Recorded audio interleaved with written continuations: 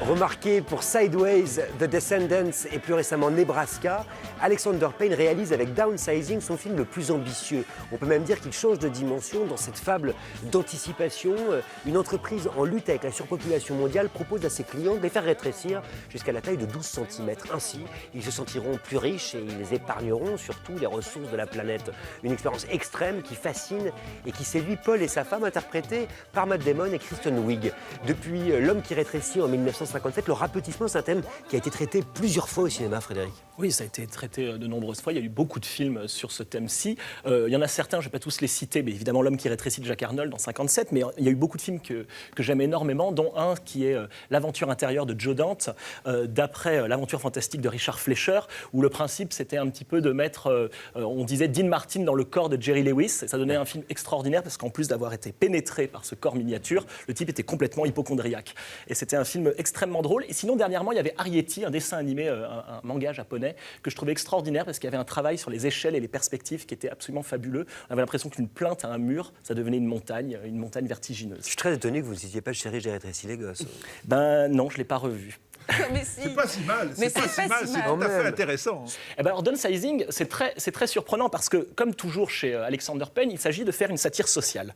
Une satire sociale qui va virer vers une fable écologique au fur et à mesure du film. Et on va voir un extrait et vous allez voir qu'il est assez malin, ce Alexander Payne. Puisque vous voyez, on a l'impression d'être sur un plateau de télévision, comme ici, et d'assister à une émission de téléachat.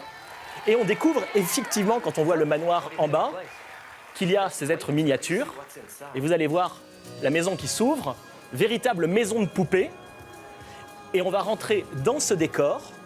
Et ce décor, évidemment, moi, ça m'a rappelé tout de suite celui en coupe du Tombeur de ces dames de Jerry Lewis, avec toutes ces pièces. Et vous voyez en fait que toutes les pièces sont des petits carrés dans lesquels il y a, par exemple ici, Laura Dern, qui est en train de vanter les colliers et les bijoux qu'elle a pu s'acheter pour une somme absolument dérisoire, puisque tout est miniature, puisque tout a été réduit. Et en fait, l'idée d'Alexander Payne, elle est assez géniale. C'est de nous montrer que le monde miniature, eh ben, en fait, c'est la télévision. Et que le monde est en train de devenir, au fur et à mesure, une émission de télé-réalité et une émission de téléachat. Et ça, c'est le premier fondement, le premier axiome sur lequel se fonde le film, qui va donc de plus en plus évoluer vers un film d'aventure, une fable écologique. Et on voit qu'en fait, Alexander Payne a fait un film très ambitieux parce qu'il mêle les genres, il mêle les tons. Le film n'est jamais exactement ce qu'on croit qu'il va être. Si là, on est vraiment dans la satire sociale de la télé-réalité, eh bien, on se dit, évidemment, il va faire une espèce de théâtre de l'absurde, un film sur le consensus, un peu comme le rhinocéros de Ionesco. Et en fait, pas du tout. Il est constamment en train de nous prendre un petit peu de travers. Est-ce que le film a les moyens, Marie, de devenir un classique comme ses prédécesseurs ?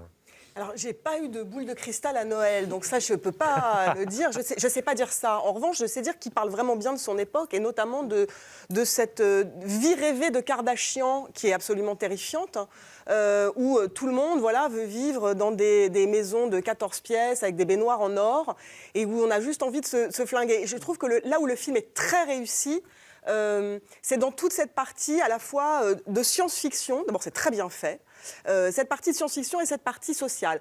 Je trouve que ça vire à la grosse catastrophe dès qu'on est dans la fable écolo et que le film bascule à mi-chemin dans un truc un peu consternant de niaiserie. C'est pas mi-chemin, c'est le dernier tiers, c'est la Norvège, on s'en passe, de la Norvège. Même avant, alors, ce qui est intéressant, c'est de raconter qu'en fait, tout le monde veut vivre comme des Kardashians, sauf que c'est pas possible. C'est-à-dire que pour servir les Kardashians, il faut qu'il y ait des prolétaires, voire des sous-prolétaires, et que se recrée aussi à Leisureland des bidonvilles de périphérie. Et ça, c'est très intéressant. Mais la folie qu'il aurait fallu pour exploser tout ça fait défaut au film. Lily, vous avez une autre séquence à nous montrer. Alors peut-être. oui, c'est parce que c'est vraiment un pur exemple de suspension consentie de l'incrédulité. On accepte tout et c'est ça que j'aime dans l'aspect de la miniaturisation.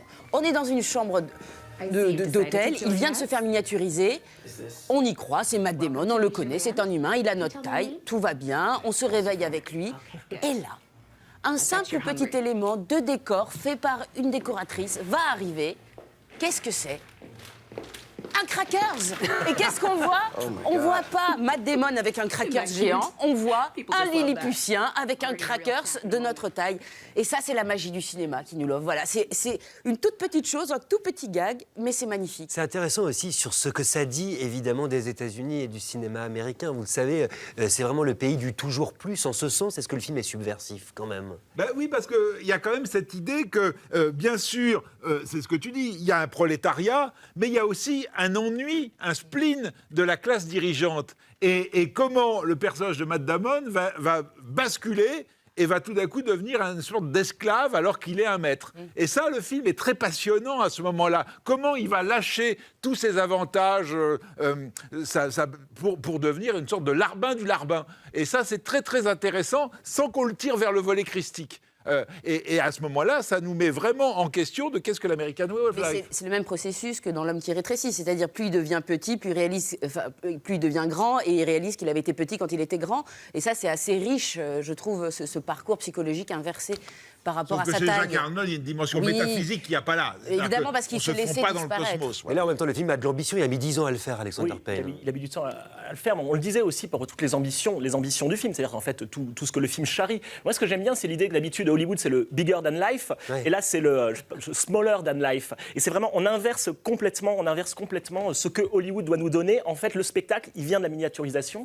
Moi, je trouve, par rapport à ce que vous dites, ce serait que le film est constamment en train d'évoluer vers quelque chose qui est peut-être plus attendu dans la dernière partie. Mais moi, je trouve que c'est la force du film. Je trouve que la force du film, c'est d'être jamais exactement ce que cette satire pourrait être. J'ai l'impression que quand on nous présente le film immédiatement, on sait à peu près exactement quels vont être les enjeux. Et j'ai tout le temps l'impression que ce film est en train de nous dire non, il y a plus que ça. Il y a autre chose à aller chercher. Et je trouve que c'est un film aventureux, en fait. Downsizing d'Alexander Payne au cinéma depuis mercredi. Allez-y.